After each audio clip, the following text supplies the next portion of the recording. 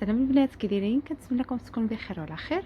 اليوم جبت لكم القرص اولا القرش البلديين، كيجيو رائعين، خفاف من الداخل وخاويين، يعني ما فيهم، ما متقصينش، ما معجنينش. كنتمنى الحلقه ديال اليوم تنال الاعجاب ديالكم، وتبعوني من الاول الفيديو حتى الاخير. على بركه الله. غادي نبداو بالمقادير. فاول حاجه كنحتاج كيلو ديال الدقيق، يكون نوع جيد من الاحسن. عندي واحد المعلقه صغيره مع مراش ديال الملحه. عندي واحد المعلقه ونص كبيره عفوا ديال السنجلان، وعندي معلقه ونص ديال النافع، معلقه ونص ديال حبه حلاوه. بطبيعه الحال كيكونوا مغربلين ومنقيين مزيان. عندي هنا واحد كاس ديال العنبات، سكر سنيده، حبيبات رقيقه، ما يكونش عامر بزاف، على حسب الحلاوه، كلها كيتحكم في الحلاوه اللي كيبغي. كذلك عندي واحد الكاس ديال العنبه ديال الزيت يكون عامر.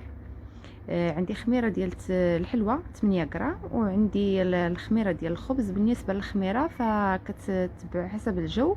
انا هنا حل برد شويه، استعملت 2 معالق كبار ما عامرينش. وعندي 2 بيضات، حيت منهم واحد صفر بيضه باش ندهنوا القريشله، وعندي قطرات ديال الزهر، والماء الدافي باش نجمعوا العجين. كناخذ واحد القصريه كنوضع فيها الدقيق، بطبيعه الحال كيكون مغربل، كنضيف عليها الملحه وديك نص معلقه او معلقه صغيره ديال الملحه، كنوزعها بهذا الشكل. كنضيف عليها سنجلان والنافع وحبه حلاوه، وكنخلطوهم حتى كينسجموا مع الدقيق.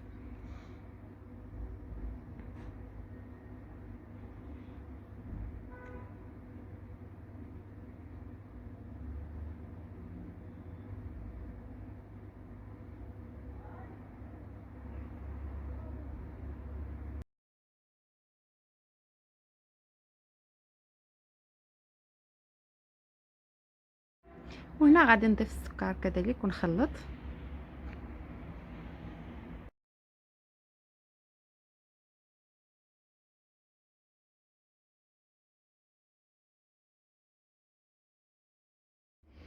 هنا كنضيف هذيك البيضه وصفر وعفوا وبياض بيضه، كنضيف عليهم الخماره ديال الحلوى.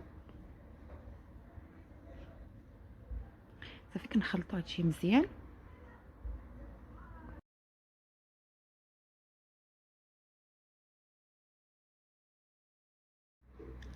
من بعد ما تخلط مزيان كنضيفوا الزيت، وكنحاولوا اننا نخلطوا مزيان حد الدقيق مع الزيت. فتبعوا هذه الطريقه، هي اللي كينجح بها القرص ديالنا. كيجي بهذه الطريقه، كيجي القرص خفيف، ما كيجيش معجن من الداخل، وكيجي خفيف من الداخل، خاوي.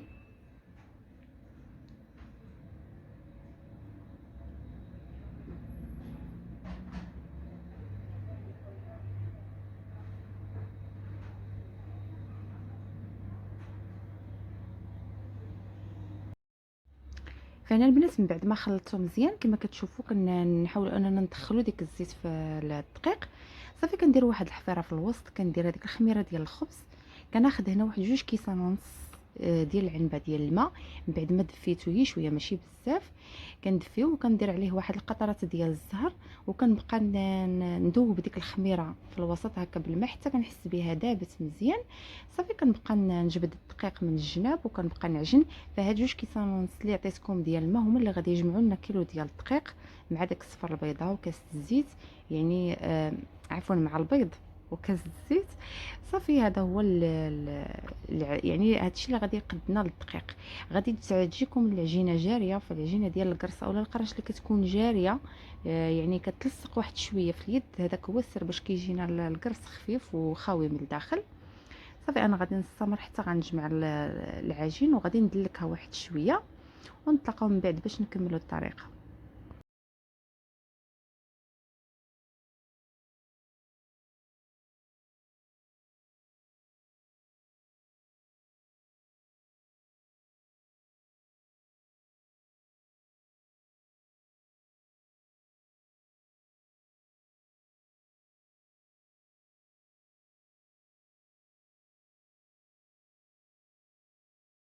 هنا من بعد ما جمعتها كما كتشوفوا العجين راه كتجي جاريه وكتلصق شويه في اليد. هذا هو القوام اللي بغينا نحصلوا عليه. الا كان ما وصلتوش لهذا القوام، فواحد زيدوا واحد شويه، واحد 4 كاس ديال الماء. انا عطيتكم هذاك 2 كيسان ونص ديال الماء، هي اللي جمعت لي هذا الكيلو ديال الدقيق، هي اللي خرجت لي هذا العجين. فهنا غادي مباشره غادي ندوز نجيب واحد لاطا، غادي نكون ملبسها بالورق ديال الطبخ، وغادي نبقى ناخذ كميه من العجين. انا كندير في الحبه 100 غرام باش كيجيو كنعبرهم باش كيجيوني كلهم متساويين، يعني كلهم متقادين. فكنعبر 100 غرام في كل حبه وكنحطها في اللاطه حتى كنكمل العجين كامل، كنستفو كامل في اللاطه.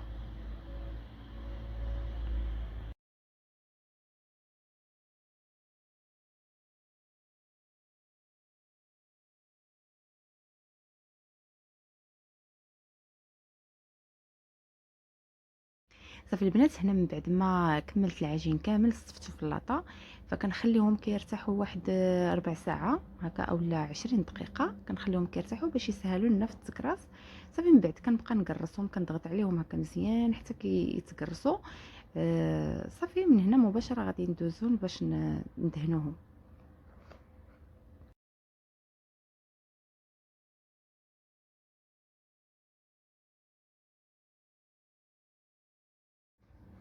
هنا البنات كناخذ داك صفر البيضه اللي شاط ليا، كنضيف عليه واحد نص معلقه ديال الفاني، وكنضيف عليه قطرات ديال الخل. هذاك الخل باش كيهرس لينا داك الزفوره ديال البيض.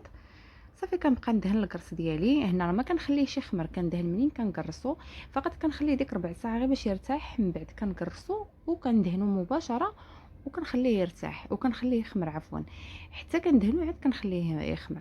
هنا بعد ما غندهنو غادي نرش عليه السنجلان وغادي نخليه يخمر، وغادي نكون انا شعلت الفران من قبل باش يسخن. صافي وغنتلاقاو من بعد باش نشوفوا الطريقه، باش نشوفوا النتيجه ديال الكرس ديالنا ديال اليوم.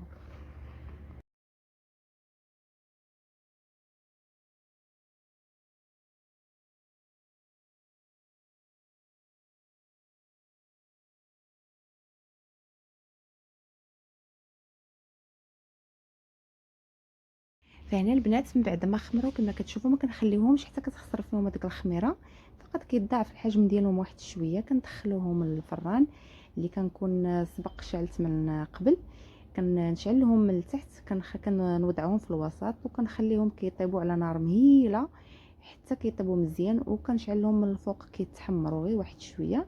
صافي كنخرجوهم. هذا هو الشكل النهائي كما كتشوفوا، طيبين محمرين خفاف. انا غادي نقطع معكم واحد الوحيده باش تشوفوا كيفاش جا القرص ديالي من الداخل، جا خفيف وخاوي، وديك الريحه ديال الزهر كتعطي منهم، كتجي الصراحه زوينه بزاف. صافي هنا وصلت للنهايه ديال الفيديو. كنتمنى الحلقه ديال اليوم تنال الاعجاب ديالكم، وما تبخلوش عليا باللايك ديالكم، وشكرا على المتابعه، وبصحه وراحه. سلام.